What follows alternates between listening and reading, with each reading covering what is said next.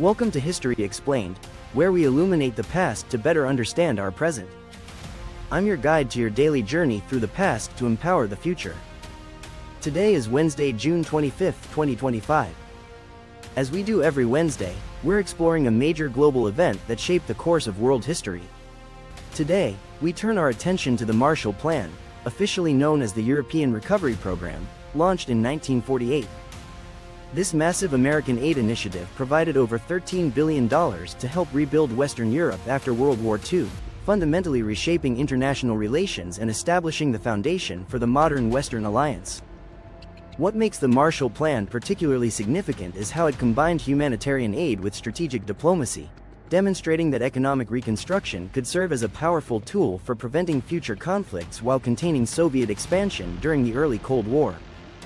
So let's explore this transformative initiative, examining the devastation that necessitated it, the vision behind its creation, its implementation across Europe, and its lasting impact on international relations and global economics. By 1947, Europe remained devastated 2 years after World War II's end. Industrial production had collapsed, transportation networks were destroyed, and millions of displaced persons struggled to survive. Food shortages plagued major cities, while harsh winters made conditions even more desperate. The war's economic impact was staggering. Germany's industrial capacity was reduced to 25% of pre-war levels, while France's production remained 40% below 1938 figures. Britain, though victorious, faced severe financial crisis and had exhausted its reserves fighting the war. European currencies were unstable, trade had collapsed, and many countries couldn't afford to import essential goods from the United States. This dollar gap threatened to create a permanent economic divide between America and Europe. The political situation was equally precarious. Communist parties gained strength in France and Italy, capitalizing on economic hardship and social unrest. The Soviet Union had established communist governments throughout Eastern Europe, creating fears that Western Europe might also fall under Soviet influence. The catalyst for American action came from Britain's announcement in February 1947 that it could no longer support Greece and Turkey against communist insurgencies. This crisis prompted President Harry Truman to announce the Truman Doctrine, promising American support for nations threatened by communist expansion. However, Truman and his advisors recognized that military aid alone wouldn't address Europe's fundamental problems. Economic recovery was essential for political stability and resistance to communist influence. This realization led to the development of a comprehensive economic assistance program. Secretary of State George Marshall announced the plan in a speech at Harvard University on June 5, 1947. Marshall argued that Europe's recovery was essential for American security and prosperity, stating that U.S. policy should be directed not against any country or doctrine but against hunger, poverty, desperation, and chaos. The plan's genius lay in its approach. Rather than simply providing charity, it required European nations to cooperate in planning their recovery and to work together toward economic integration. This encouraged European unity while ensuring American influence over the reconstruction process. The Soviet Union was initially invited to participate, along with Eastern European nations. However, Stalin viewed the plan as American economic imperialism designed to create markets for U.S. goods and extend American influence. The Soviets withdrew from preliminary discussions and forced their satellite states to reject participation. This Soviet rejection divided Europe into two economic blocs and accelerated the Cold War's development. 16 Western European nations formed the Organization for European Economic County Operation to coordinate Marshall Plan aid and promote economic integration. The Economic Cooperation Administration, headed by businessman Paul Hoffman, administered the program from Washington. The agency worked with European governments to identify priorities, monitor progress, and ensure aid was used effectively. Marshall Plan aid took various forms. Direct grants provided dollars for essential imports, while technical assistance helped modernize European industry. The plan also funded infrastructure projects, including roads, bridges, and power plants essential for economic recovery. Agricultural aid was particularly important during the immediate post-war period. The plan provided fertilizers, machinery, and livestock to restore European food production. This assistance helped end food rationing and improved living standards for millions of Europeans. Industrial recovery received major emphasis. The plan funded the reconstruction of steel mills, coal mines, and manufacturing facilities. American technical experts worked with Europeans to introduce modern production methods and improve efficiency.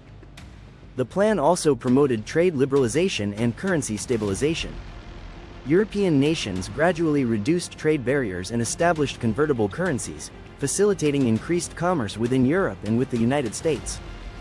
By 1951, when the program officially ended, Marshall Plan aid had totaled $13.3 billion, equivalent to over $150 billion today.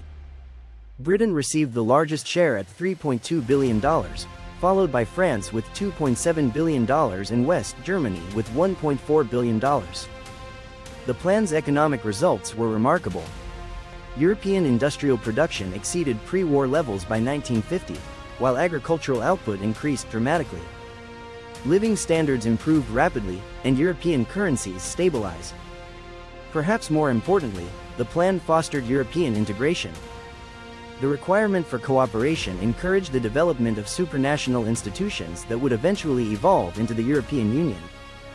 The European Coal and Steel Community, established in 1951, built directly on Marshall Plan foundations. The plan also strengthened the Atlantic Alliance. European gratitude for American assistance, combined with shared economic interests, created lasting bonds between the United States and Western Europe. NATO, established in 1949, formalized these security relationships. Critics argued that the Marshall Plan served American economic interests by creating markets for U.S. exports and establishing American economic dominance over Europe. While these benefits certainly existed, they didn't negate the plan's humanitarian achievements or its contribution to European recovery. The Soviet response to the Marshall Plan included the establishment of Comecon in 1949, designed to coordinate economic development among communist nations. However, this organization never achieved the success of its Western counterpart, highlighting the superior effectiveness of the Marshall Plan approach. The plan's success established a model for foreign aid that influenced American policy for decades. Similar programs were implemented in other regions, though none achieved comparable success due to different political and economic conditions. The Marshall Plan also demonstrated the importance of economic tools in diplomacy. By addressing the root causes of political instability, economic aid proved more effective than military intervention in many situations. Modern European leaders frequently cite the Marshall Plan as inspiration for contemporary challenges. The European Union's aid programs for developing nations and its support for Eastern European transition after 1989 drew explicitly on Marshall Plan principles. The plan's emphasis on regional cooperation and integration has influenced development strategies worldwide. Organizations like ASEAN in Southeast Asia and various African economic communities reflect similar approaches to promoting stability through economic cooperation. Contemporary debates about foreign aid often reference the Marshall Plan as an example of successful assistance programs. However, scholars note that the plan's unique circumstances, developed economies requiring reconstruction rather than initial development, may limit its applicability to modern challenges. The Marshall Plan stands as one of the most successful foreign policy initiatives in American history. It achieved its immediate goal of European recovery while establishing lasting foundations for Western cooperation and prosperity. The plan demonstrated that enlightened self-interest could produce outcomes beneficial to all parties involved. American security and prosperity were enhanced by European recovery, while Europeans gained the resources needed to rebuild their societies. As we face contemporary global challenges, the Marshall Plan offers important lessons about the power of economic cooperation, the importance of addressing root causes of instability, and the potential for visionary leadership to create lasting positive change. Thank you for joining us for this exploration of the Marshall Plan. Tomorrow, we'll be back with our Cultural Insights episode examining the Renaissance and its revolutionary impact on European art, science, and intellectual life. If you enjoyed this journey through history, please like this video, subscribe to our channel, and hit the notification bell. What aspects of the Marshall Plan do you find most relevant to contemporary international relations? Let us know in the comments below. Until next time, I'm your guide for History Explained, where we believe that understanding yesterday is the key to navigating tomorrow.